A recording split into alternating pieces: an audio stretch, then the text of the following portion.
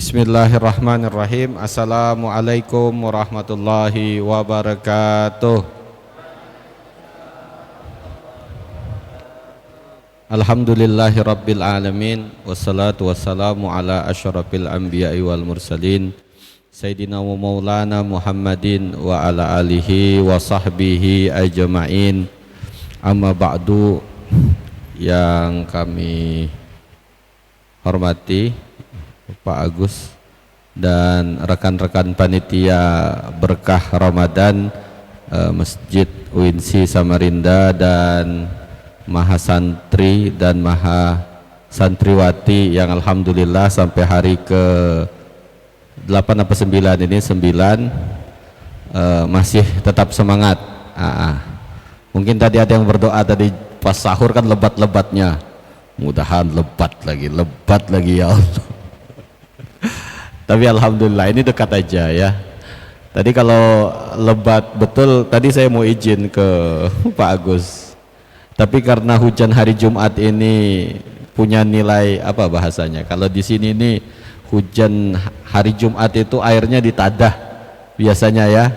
Tapi yang langsung jatuh dari langit biasanya ditaruh di baskom, bukan yang jatuh di talang atau apa? Atap rumah. Biasanya dibacakan 70 Fatihah, 70 Kulhu, 70 Anas, 70 Al-Falaq. Biasanya mujarab untuk sakit. Biasanya apalagi kalau direbus ya. Kalau biasanya kalau tidak biasa minum mentahan ya direbus. Sore minumnya nanti buka puasa. Kalau ada yang terbiasa atau yang biasanya enggak tapi jago ngapal lah, ini biasanya cara cepat. Kalau belajar kan lama ya, hari ini ngapal, sore ngapal, malam diulang ya. Biasa cara cepatnya itu minum air hujan hari Jumat. Bukan bakar kertas kitab ya terus airnya diminum, enggak. Alhamdulillah hari ini kita kajian subuh tentang bahasa Arab. Banyak yang bertanya, Pak, kalau di surga itu apa bahasanya, bahasa apa? Ya memang dalam asar itu ya ahibbul arabiyya li salasin ya, li'annal Qur'an bil lughah al arabiyyah, atau juga nabi bi anni arabiyun wa bi annaha lugatul ahlil jannah. Tapi memang asar ini juga masih ya ada khilaf lah, karena dia hadis Nabi. Ada yang mengatakan hasan atau ada yang mengatakan memang tidak ada pangkalnya. Tapi pertanyaannya, apakah Allah tidak memahami semua bahasa? Tentu Allah memahami ya. Tapi memang secara syariat Nabi terakhir itu lahir di tanah Arab. Nanti dikubur juga begitu ya kan. Gimana Pak, saya ini jurusan teknik elektro nuklir ya, yang bahasa Arab itu cuma taunya apa, cuma Fatihah aja Pak, sama Allahu Akbar atau sahur gitu ya.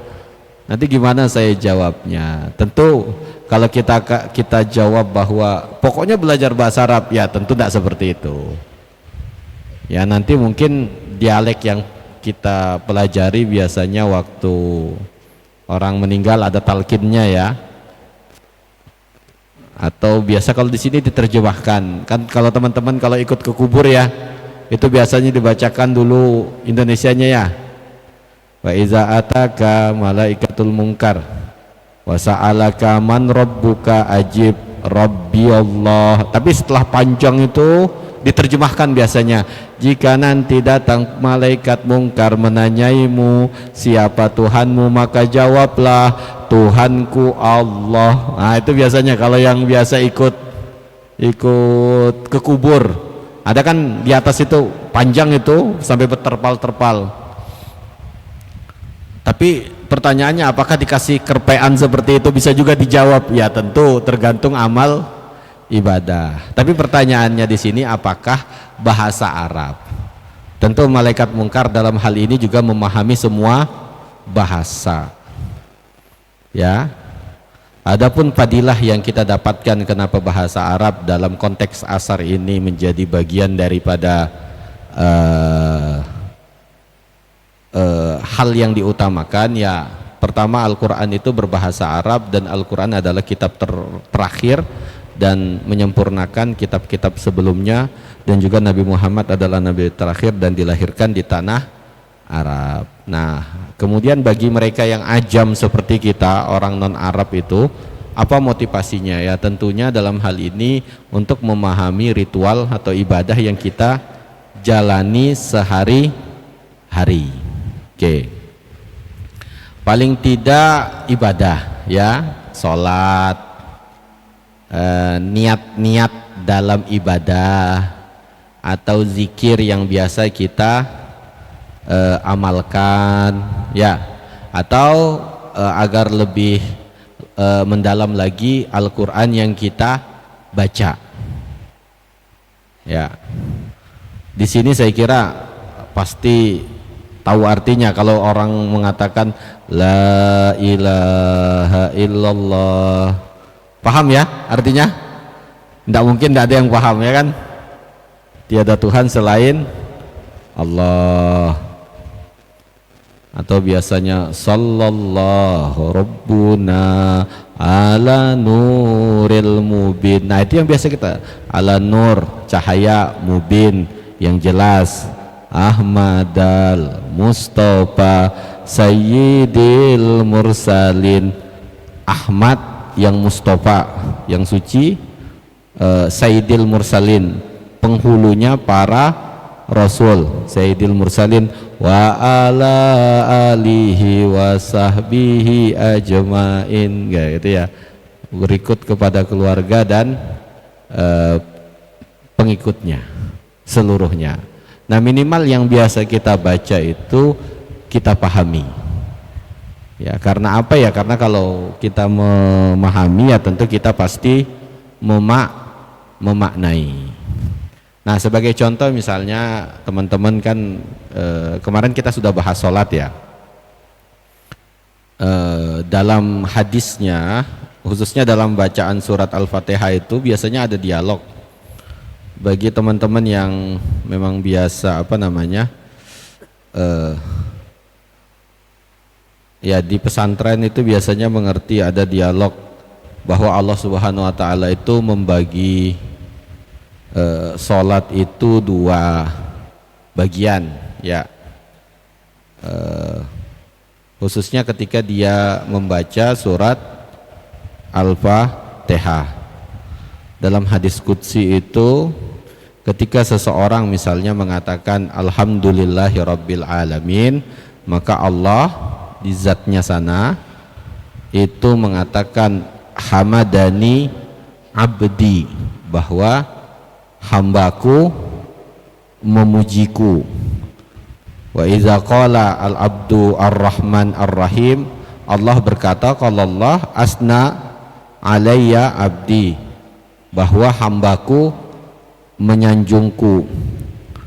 Kemudian jika dia berkata maliki yaumiddin, maka Allah berkata majjadani abdi, ia memujiku. Dan dalam dialog ini, nah ini kan hadis-hadis yang membuat kita memaknai arti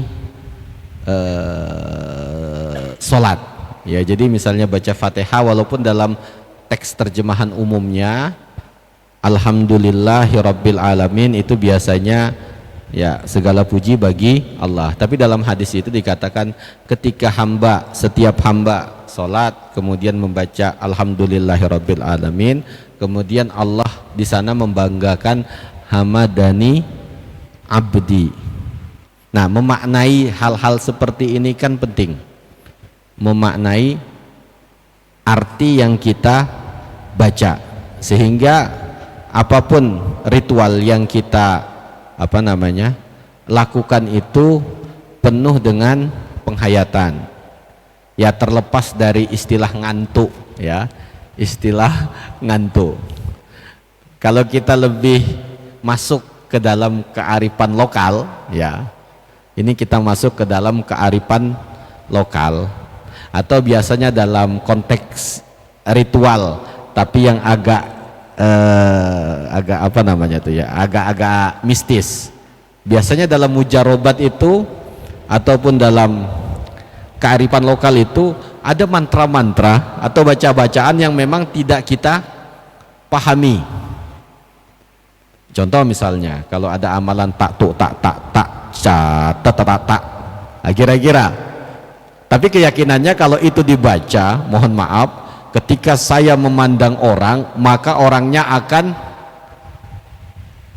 langsung takut. Nah, gitu ya. Apa hubungan bacaan tak barata tak nah, gitu. Atau dalam umum biasanya ada mujarobat yang menggunakan, kalau mau berkelahi misalnya kaf ha ya ain sod, wah gitu. Ya kan. Jadi ketika kamu memaknai kaf ya ha tapi dengan tujuan untuk memukul, mending pakai dot dong, dod, tapi artinya doroba. Nah, kan ada keselarasan ketika nyebut dod, misal. Tapi kadang-kadang memang kita mengedepankan keyakinan daripada memaknai, dan ini yang kita temukan, ya. Kalau teman-teman, saya nggak tahu ini apa generasi Gen Z ini terbiasa dengar mantra-mantra orang dulu. Biasanya kalau turun sungai itu yang suka mancing, itu kan sebelum masuk ke hulu sungai yang jadi muara itu, sangkar-sangkar buaya itu kan biasanya ada amalan. Yang amalannya itu, mohon maaf, ya terkesan aneh bacaannya. Tapi ketika dia dijadikan mantra supaya nanti ketika masuk muara waktu mancing, walaupun buaya lewat, buaya akan menyingkir. Nah, kadang-kadang mantranya itu tidak dipahami. Tapi dalam konteks ibadah, ya misalnya membaca Al-Quran, itu lebih baik memang dipahami. Sebagai contoh misalnya di dalam surat Al-Asr, misalnya wal as, ya kan, innal insana lafi khus. Ini kita munasabatnya atau mendalaminya cuma dalam konteks terjemahan aja ya, bukan konteks bahasa ya. Jadi misalnya dalam konteks terjemahan wal as innal insana lafi khus, dan demi masa. Nah, contoh ya, kita tidak berbicara ain adalah arti ini, sod artinya ini, ro arti tidak. Pertanyaannya dalam konteks terjemahan, kenapa kata rugi untuk manusia itu hanya disandingkan dengan masa, bukan sumpah yang lain seperti wadduha, walaili idza saja, la uqsimu bisyafaq, atau misalnya wan najmi idza hawa, apalagi wasyamsi waduhaha, kan ya, demi. Tapi untuk konteks misalnya apa namanya munasabatnya, kita kenapa kok pakai masa, enggak pakai yang lain? Oh, ternyata eksistensi manusia sejak dia lahir itu memang dalam kondisi rugi. Nah, kondisi rugi. Siapa yang mencatatnya? Ya setiap masa. Pagi, kan eksistensi waktu itu kan yang terhitung ya. Ada detik, ada menit, ada jam. Ya, tapi kan biasanya waktu itu akan terasa lama ketika ditunggu. Ya, betul ya? Oke, ketika dia tidak ditunggu atau lagi dinikmati dengan main game, maka waktu eksistensinya akan lebih singkat. Karena psikologi manusia itu tidak menghitung apa yang ada di sekitarnya ketika dia lagi senang. Oke. Betul ya? Jadi kalau kamu mau cepat tua, main game. Jadi karena waktu lebih cepat. Oke. Nah, dalam konteks ini kenapa kita memahami bahwa arti masa itu lebih tepat dibanding demi malam, demi waktu duha, demi matahari. Oh, ternyata yang membuat kita kelihatan rugi itu hanya waktu. Oke. Hari ini boleh jadi misalnya ini tadi kode aku sekolah jam 7 katanya. 15 menit ya, sebentar sayang. Nah, yang bisa membuat kita rugi itu hanya waktu. Jadi dan konteks rugi dalam Quran itu lebih sederhana. Illallazi na'amanu wa amilus solihat wa tawasaw bil haq wa tawasaw bis sabr. Jadi hanya ada dua, selama mereka beriman dan mereka melakukan hal yang baik, yang di dalamnya ada saling menasehati dalam kesabaran dan kebaikan, maka dia tidak masuk dalam kategori merugi. Dalam 24 jam, hitunglah 8 jam kita tidur, 3 jam kita makan, 11 jam, 24 kurang 11, sisa 13. Dalam 13 jam berapa banyak kebaikan untuk kita dan untuk orang lain kita lakukan. Dalam konteks ini pasti ketika kita membandingkannya, sebahagia besar hidup kita itu tidak bermanfaat. Betul? Makanya biasanya dalam ceramah motivasi itu, kita ini sebagian besar itu cuma tidur, makan, bekesah, main game. Yang bagus-bagus itu sedikit sekali. Berbeda sama orang yang memang suka berjuang. Setiap waktunya dia hargai betul. Entah capek, entah sakit, entah sibuk, semua dia manfaatin. Memang konteks wal asri innal insana lafi khusrin itu jelas. Bahkan saya, siapapun itu pasti merugi. Contoh misalnya dingin-dingin ini kan tidur ya, betul? Pertanyaan mendasar, kalau tidak tidur apakah mati? Enggak. Apakah kalau tidak tidur sakit? Enggak. Apakah ini hujan akan sampai sore seperti ini? Belum tentu. Tapi Pak, momennya Pak, ya ambillah Quran sedikit, satu halaman, supaya waktu turunnya hujan dipakai waktu yang baik. Jangan di hati nih tidur. Nah, itu. Ya boleh tidur, cuma apakah gitu ya kalau ada pakaian. Nah, memang dalam konteks ini kita itu rugi.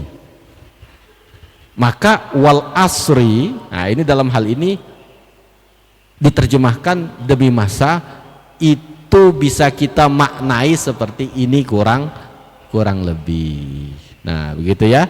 Dan juga misalnya baca ayat Quran, ya silahkan dibacakan terjemahannya. Kalau bisa memaknai ya alhamdulillah. Kalau untuk lebih dalamnya memang biasanya dimaknai dengan bahasa lugawi ya, ijaz lugawi. Kenapa kok pakai ayat ini pakai min, pakai bi, pakai ala? Kenapa kok pakai masdar mimin atau masdar sore? Karena itu yang lebih mendalam. Tapi yang lebih umum biasanya kita lewat terjemah. Ya, jadi dengan memaknai la ilaha illallah, atau biasanya salawat kan banyak, ada salawat syifa, ada salawat ibrahimiyah, ada salawat salawat badar. Nah, itu kan dimaknai, atau salawat isgal yang wa asgiliz zalimin bizalimin. Nah, itu ya, sibukkan orang zalim dengan orang zalim. Dan ini merupakan kegiatan yang baik. Jadi setiap itu harus dimaknai. Jangan sampai kita dalam hidup ini tidak memaknai apa yang ada di sekitar kita, khususnya dalam rangkaian atau ritual ibadah yang kita lakukan. Dan sekali lagi, tadi dari awal saya bilang bahwa bahasa Arab memang ada yang berpendapat bahasa penduduk surga, ya, tapi tidak menutup kemungkinan bahwa semuanya dipahami bahasanya, ya, tergantung amal soleh ketika kita hidup. Aktafi bihadzal qadar. Assalamualaikum warahmatullahi wabarakatuh.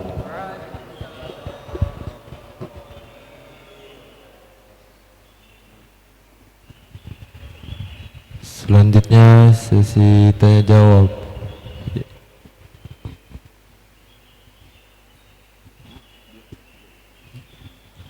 Satu dari Asrama Putra dan satu dari Asrama Putri.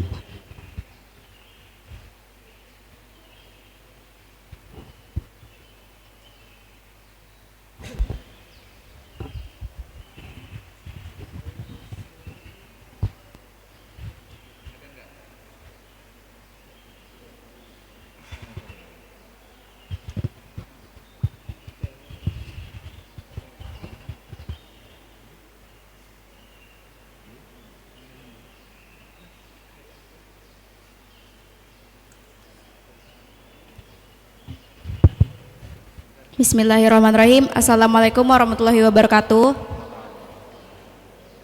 Perkenalkan, saya Agustina dari Prodi Pendidikan Agama Islam Semester 2. Jadi sebelumnya mohon izin Ustadz, saya lagi mengerjakan tugas mata kuliah tafsir. Ketika Allah menurunkan wahyu kepada Nabi Musa, apakah Allah menggunakan bahasa Arab kepada Nabi Musa atau justru menggunakan bahasa yang tidak dipahami oleh manusia seutuhnya? Karena setahu saya Nabi yang menggunakan bahasa Arab itu satu-satunya hanya Nabi Muhammad. Maaf Ustadz bertanya seperti ini karena tugasnya itu menyinggung kemungkinan bahasa yang digunakan antara Allah dan Nabi Musa. Terima kasih. Mohon pencerahannya agar tidak keliru dalam memahami konteksnya Ustadz.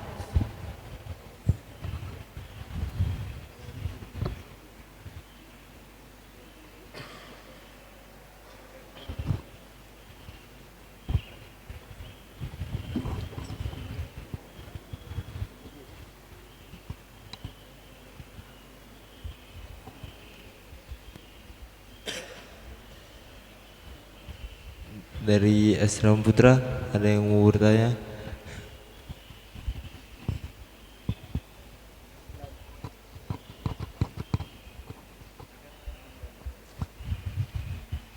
Ya, langsung ya.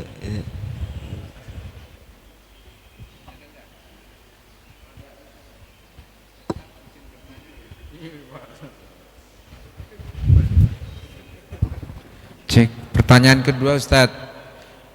Ustadz, mungkin kemarin sudah jelaskan ketika memimpin doa, itu kan berarti menggunakan kata jamak, kami atau kita. Nah kadang yang memimpin doa itu membaca saja sehingga dia tunggal, aku, semuanya aku. Nah bahkan ada riwayat itu ketika kita berdoa harus diaminkan banyak orang, kemudian kita menggunakan kata tunggal aku, itu ada riwayat saya lupa intinya, kalimat statementnya itu tidak bagus gitu. Nah ini mohon pencerahannya Ustadz, ketika harusnya jamak, kami atau kita, kemudian kita menggunakan aku kemudian diaminkan, berarti kan kita seperti orang ya untuk doaku, padahal maksudnya untuk doa kami atau doa kita. Jadi mohon pencerahannya Ustadz. Ya, terima kasih. Ini saya juga belajar untuk menjawab. Ya memang banyak pendapat yang mengatakan bukan hanya Nabi Musa ya. Kalau Nabi Musa sudah eksis di bumi, itu dialog Adam sama Allah dan juga malaikat. Inni ja'ilun fil ardi khalifah. Qalu ataja'alu fiha mayubsidu fiha wa yasfikut dima wa nahnu nusabbihu bihamdika wa nuqaddisula qala inni a'lamu ma la ta'lamun. Aku ingin deklarasi, aku ingin apa? Membuat manusia khalifah di muka bumi. Nah, pertanyaannya, waktu dialog dengan malaikat ini apakah Allah menggunakan bahasa Arab? Tapi dalam konteks ini memang ya dalam Al-Quran itu bahasa Arab. Tentu ini perkara goib ya, karena tidak pernah ada asar yang mengatakan penggunaan itu apakah berbahasa apa seperti apa. Tapi dalam Al-Quran ya kita lihat itu berbahasa Arab. Innaka biwadil muqaddasi tuwa fakhla'na alaika innaka biwadil muqaddasi tuwa. Wahai Musa, lepas sendalmu, sesungguhnya engkau sekarang berada di lembah suci Tua dekat Bukit Tersina. Ya, dalam konteks ini bahasa Arab. Kalau bahasa Arab ini kan dia rumpun bahasa Semit. Bahasa Semit itu bahasa atasnya bahasa Aram, Ibrahimik. Ah ya, tentu bahasanya ya kemungkinan semisal ya, semisal bahasa Arab yang ada di Al-Quran. Orang Yahudi nyebutnya Yahweh, tapi kita nyebutnya Allah. Ya Allah, ya Allah, Yahweh, Yahweh, ya Allah. Kan ya, mirip-mirip toh. Ya, Mehmet, Norba Gomedop, Nur Muhammad Magomedop, ya Magomedop itu artinya Muhammad. Nah, kurang lebih seperti itu. Kemungkinan mereka berbicara bahasa Arab atau semisal, ya. Karena kalau kita lihat kitab Bani Israel itu kan bahasanya Ibrani, ya. Dan bahasanya mirip, cuma pakai imalah kayak gitu.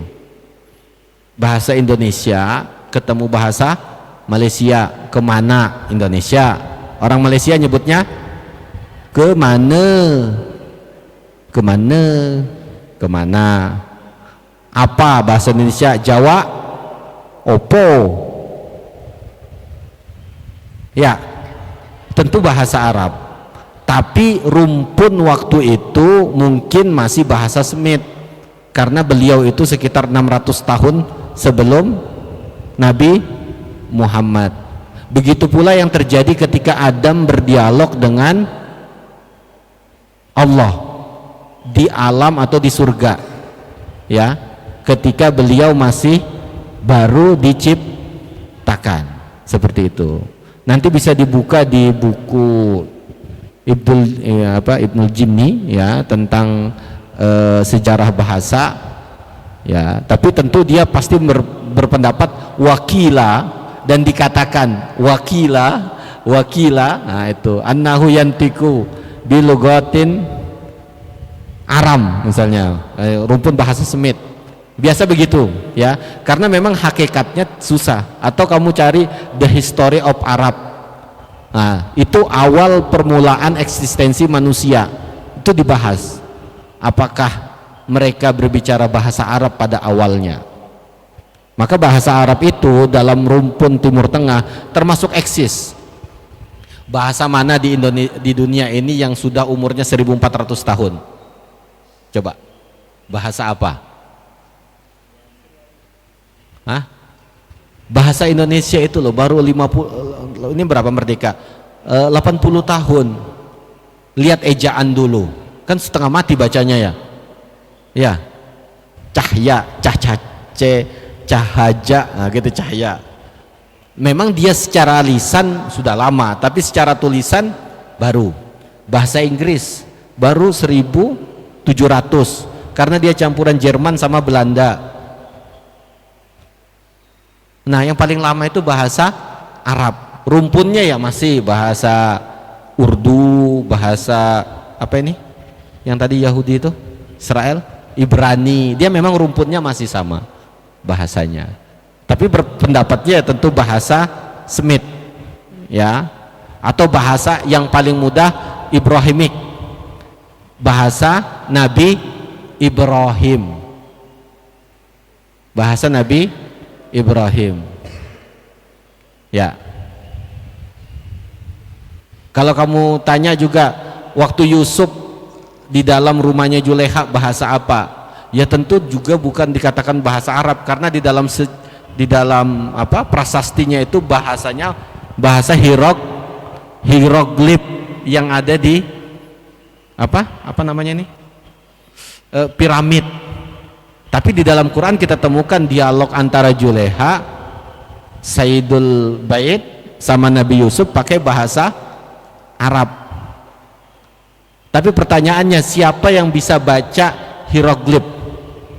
Kita cuma memahami tulisannya, ini batang-batang kayak gini, ini artinya ini. Tapi penyebutannya seperti apa? Seandainya setiap kita nggak pernah dengar orang Thailand membaca tulisannya, apakah kalian bisa baca? Enggak toh? Ternyata waktu dia ngomong Swedekap, nah, gitu kan. Oh kayak gini tulisannya. Begitu pula bisa jadi tulisannya hieroglif gitu ya. Lisannya ngucap itu bahasa Arab. Nah, gitu. Kalau masih bingung, lihat penelitian kata Haman yang ditemukan peneliti Perancis ketika menerjemahkan hieroglif. Dia mengatakan, kan ada dalam Quran, ya Haman, gimana? Wahai Haman, buatlah bangunan supaya saya at-toli'u ila Rabbi Musa, supaya saya bisa melihat Tuhan Musa. Itu versi bahasa Arab. Itu ada versi di hieroglifnya. Ini ada. Nah pertanyaannya, nyebutnya bahasa hieroglif itu apakah sama nyebutnya sama bahasa Arab? Ternyata sama. Kita lihat kalau Anda sering nonton debat Kristen sama Islam, itu di Kidung 21 bahasa Ibrani itu ya, pokoknya saya dengar waruhut ehmed. Nah akan datang, kalau bahasa Quran, mimba dismuhu Ahmad, tapi dia sama penyebutannya walaupun tulisannya beda. Waktu orang Ibrani itu membaca, kan dia pakai lagu juga kayak kita kan, waktu baca kitab Tauratnya. Nah kemungkinan besar bahasa lisan yang terucap mirip bahasa Aram atau bahasa bapaknya bahasa apa? Arab, walaupun tulisannya beda. Nah, gitu ya. Orang Urdu juga kayak gitu. Kalau kalian bisa lihat tulisan Urdu itu kan titik tiganya banyak toh, tek tek tek tek tek ya. Nah, atau tulisan misalnya kalau film India Mahabbaten, apakah tulisannya mim ha ba ta ya nun? Enggak toh, tulisannya tulisan sendiri, tapi dia ngomong sama Mahabbaten, sama orang Arab ya toh, cinta yang dua. Nah, tapi tulisannya beda. Nah, gitu. Kemungkinan besar bahasa Arab atau bapaknya bahasa Arab dengan tulisan berbeda. Ayah pulang.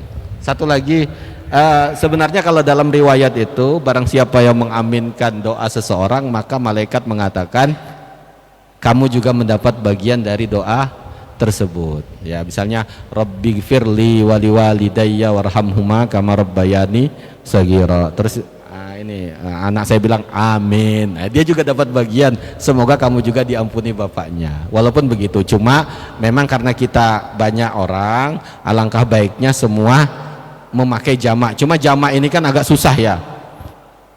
Kita biasanya tahu Rabbishrahli sadri wa yassirli amri wahlul 'uqdatam min lisani yafqahu qauli. Nah, kalau yang kayak gini susah.